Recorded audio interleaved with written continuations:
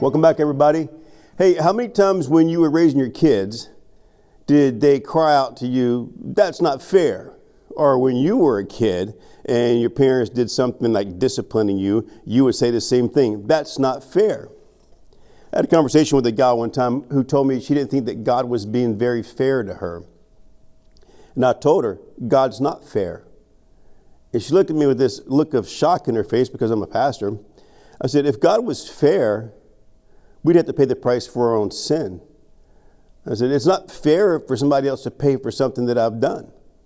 I said, but because God's not fair, Jesus pays the price for my sins and I stand redeemed before God as if I never did anything wrong. Today, people are telling me that they don't think things are being fair as far as the cultural climate and the political climate and things of that nature. And I agree. And we look around and we wonder how the unrighteous can prevail, or so it seems at times. And this morning I was reading in Psalm 37, and I encourage you to read the whole thing, but let me just read a part of it to you. Do not fret because of those who are evil, or be envious of those who do wrong. For like grass, they will soon wither. Like green plants, they will soon die away. Trust in the Lord and do good. Dwell in the land and enjoy safe pasture. Take delight in the Lord, and he will give you the desires of your heart. Commit your way to the Lord, trust in him, and he will do this. He will make your he will make your righteous reward shine like the dawn, your vindication like the noonday sun. Be still before the Lord and wait patiently for him. Do not fret when people succeed in their ways, when they carry out their wicked schemes. Refrain from anger and turn from wrath. Do not fret, it leads only to evil. For those who are evil will be destroyed, but those who hope in the Lord will inherit the land. It sounds a bit harsh maybe to some of you, but the fact remains that the unrighteous, those who refuse God, those who mock God, in the end will be destroyed. And that's just the way that it is. But God is not being fair in the sense that he allows them too to come to him for forgiveness because Jesus has also paid the price for their sin. But if they continue in their ways, they will have to pay the price for their own sin.